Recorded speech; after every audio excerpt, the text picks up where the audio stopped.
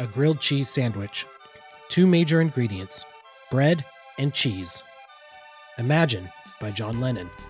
A 3-minute song composed primarily of 2 chords and minimal instrumentation. Watching the sun rise or set.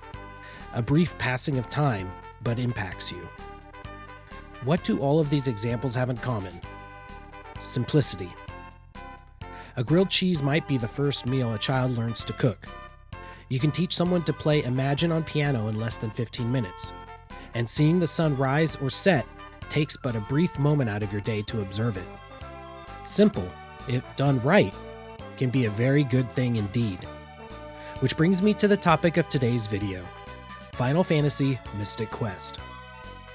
Final Fantasy Mystic Quest was released in North America towards the end of 1992, with the Japanese and European release the following year. Due to Square's seemingly inexplicable need to make things as confusing as possible in the early 90s, the game actually had a different name for each of the regions upon which it was released. In Europe, the game was titled Mystic Quest, without mentioning the Final Fantasy branding. The Japanese release had a new naming convention as well. And this gives us a first clue to the developer's intention for the game. Entitled Final Fantasy USA Mystic Quest, they made it very apparent that this game was developed with the US demographic in mind.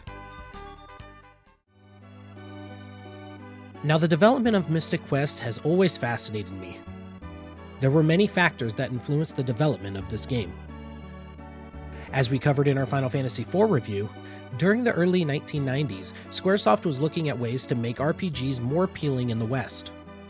Mystic Quest was developed to be very similar to Final Fantasy Legend III, which released on the Game Boy, with a similar battle system, dungeon movement, i.e. the ability to jump, and many of the graphical elements were reused, upgraded, and colorized versions. Square's executives had cited the alleged difficulty of role-playing games as the main reason that Americans tended to steer away from them. In an effort to combat this difficulty barrier, Mystic Quest would have many elements from other current RPGs stripped away. Gone are the random battles, grandiose story, character development, and text-based menus. Even your companions have an auto setting which allowed them to perform actions without the player's input. The perceived tastes of the North American market showed a gravitation towards more action-oriented games, which influenced Mystic Quest as well. In response, they gave the player the ability to jump and brandish weapons to use outside of battle, for example using the axe to chop down trees.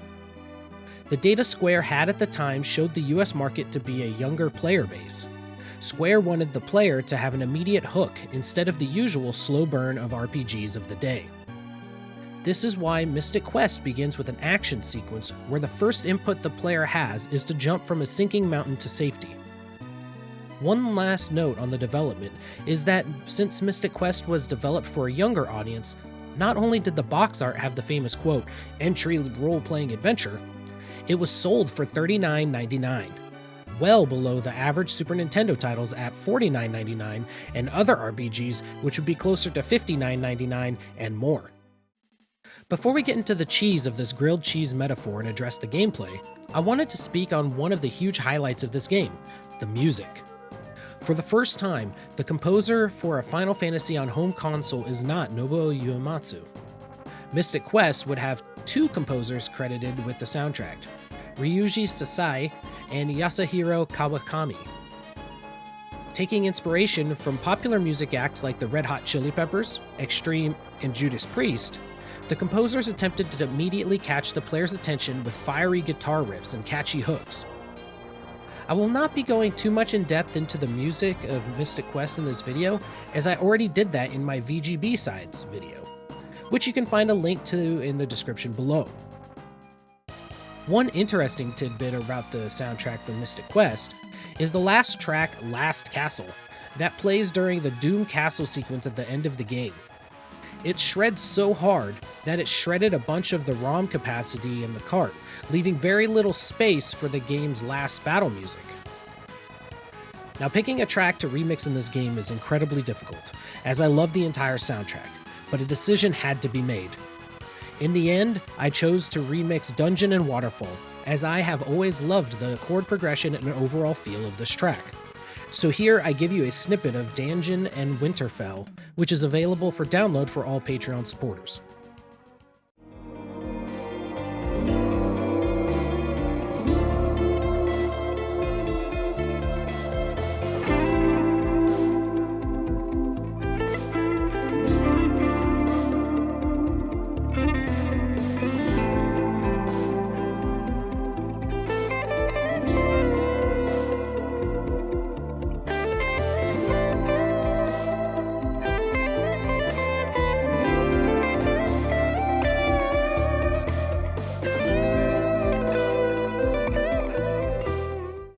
Typically, when I start talking about the story, I give a spoiler warning and a timestamp upon which to skip it. In this review, that really isn't necessary as the story is linear, basically following the same storyline as the first Final Fantasy. The player is trying to restore order to the world by finding each of the crystal of the elements, battling biome-themed bosses, and moving on to fight the big bad at the end. In Mystic Quest, the game returns to the formulaic method of a revolving cast of characters that join you for your current objective and then leave the party. The character development is almost non-existent. Besides Kaylee being poisoned at the beginning of the game and Reuben falling off of a bridge, almost nothing of consequence happens to any character that you come across in this game. The party members you meet join you just to help you through the next dungeon or two before they bail to go do something else, with you promptly meeting the next party member. One oddity there is that every party member that you meet is always a higher level than you, typically has better magic spells, and is immune to more status effects than you. For being the main character, the game does a good job of making you feel like an NPC when it comes to the power department. The formula of having stronger characters join you and just leave after the dungeon is one that repeats from the beginning of the game till the credits roll. Mystic Quest allows you to see every battle prior to beginning it, so if you start a battle unprepared, that is entirely on you. As a kid, I remember starting several fights where my characters were critically injured, resulting in their deaths rather quickly, retrying only to be met with an identical fate and getting caught in a death loop until something changed where I either won or I reset the console. Combat is very simple, and most battles can be ended in one round of combat if using skills that the monsters are weak against.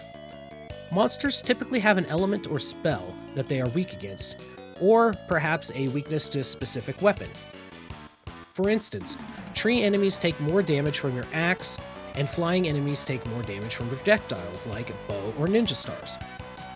As mentioned earlier, you have the option to have your NPC companion in either auto or manual mode. Manual mode gives you full control of your partner, and auto basically works on an if-then logic. Auto mode is often ridiculed, seen as removing options that you have in combat. Now I challenge this for a couple of reasons. First, many games do that now, and do it even less effectively than Mystic Quest did. Take Final Fantasy VII Remake for example.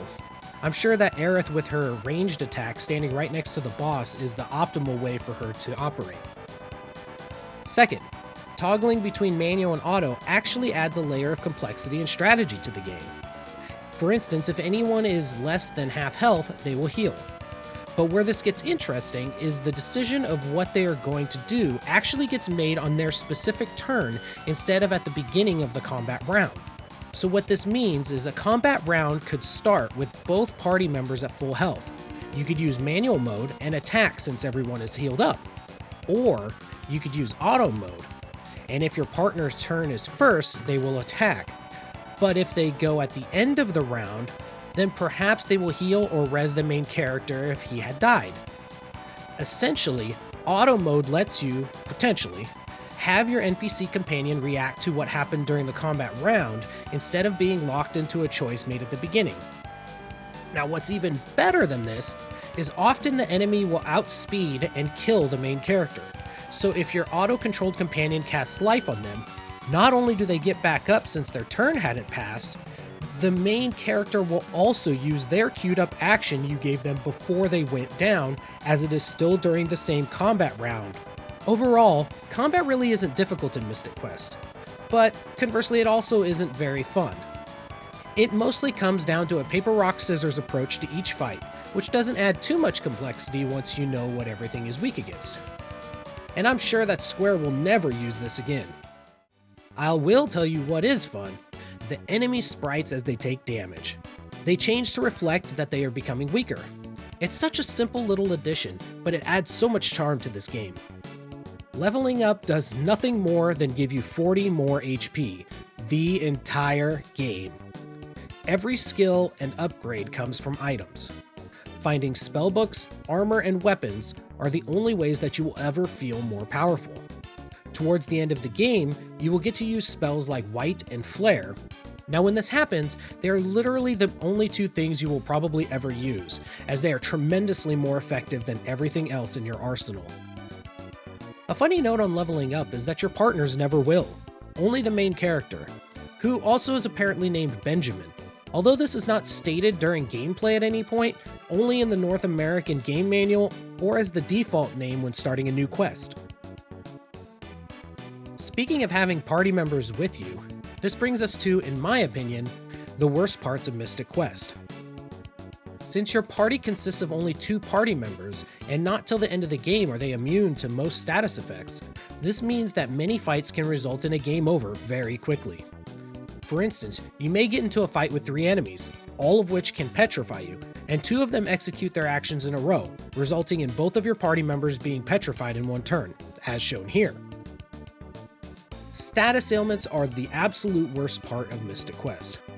Now, as I did mention earlier, the developers did throw you a couple bones to combat this frustration. First, they gave you the option to save on any tile throughout the entire game, allowing you to make a save before any fight that you might be worried about. Second, the developers also gave you the retry option in the event of your party wiping, and wipe they shall. One of the most hilarious ways to get a game over in this game is on the tutorial boss. You can both miss, and the monster can also crit you. I have speedrun this game off and on for years, and losing to the tutorial boss is always the most hilarious way to lose a run. I don't usually speak to the various bugs and developmental oversights in my reviews, but Final Fantasy Mystic Quest has some interesting and quite hilarious ones. One thing that would have been interesting had it been explained somewhere is that each type of weapon has its own secret stat adjustments. Swords, starting at the Knight Sword, increase your speed so you're more likely to go sooner. Axes have an increased chance to crit, but also an increased chance to miss. Claws increase your magic power, and bombs will never miss. Now, it is quite well known that you can use Cure on the last boss to do an obscene amount of damage, but did you know that several of the boss refights can have exit cast on them to kill them in one hit? That's right. The reskin of Flamerous Rex and Ice Golem in Doom Castle can each have exit used on them to eliminate them from the fight. My educated guess for this is that both of the original bosses are before you're able to get the exit spell, and so these end versions were just a copy-paste of the originals with their health/attack stats adjusted for the end game. But the resistances to certain spells went unchanged. You can also duplicate items really easily. Just enter a fight, place your partner on manual, queue up using an item, then back out and run away from the fight. When you re-enter the fight, you'll notice that you have 1 extra of that item. Now this works really well on seeds, so you have available spell casts to use your most powerful spells all of the time. Now the item duplication glitch works as long as it isn't the last of whatever item you're attempting to duplicate. If you want to see some even crazier item manipulations, I suggest that you look at the speedrun just after the ice biome, as there are some pretty neat things done with an overflow glitch. Now, does Final Fantasy Mystic Quest still hold up today? Well, yes and no. The game is a short, chill romp with amazing music, but the game doesn't ask much of you mentally and will not leave you with a newfound outlook on life or a sense of great accomplishment. Personally, I love this game, and I believe it gets more hate than it deserves. Just because a game is simple and short does not mean that it is bad. I would recommend this game to anyone who isn't a huge RPG player and just wanted to dip their toes in to see what it might be like. This game has gotten an unwarranted amount of hate just because of the Final Fantasy in the title, putting this game on a pedestal with other grandiose adventures and endearing characters. It's also very similar to Castlevania 2 on the NES. There have been many parodies and reviews that painted it in an unfavorable light, and the hate on this game wagon picks up a lot of people who haven't really given the game a fair shot and judged it by what the game is, not what it isn't. Once again, a huge thanks to my patrons on Patreon. You guys are far too good to me. If you're interested in supporting the channel, the Patreon link is below and is by far the best way to do so. But of course, just watching the videos, liking, subscribing, and leaving comments are all free and amazing things to do for the YouTube algorithm, as is sharing it. Tell other people that you actually love these videos. The next game we will be covering is arguably one of the best in the franchise, and it took me more than 25 years before finally giving it a chance. Now with all of that, my fellow warriors of light, praise be to Yevon.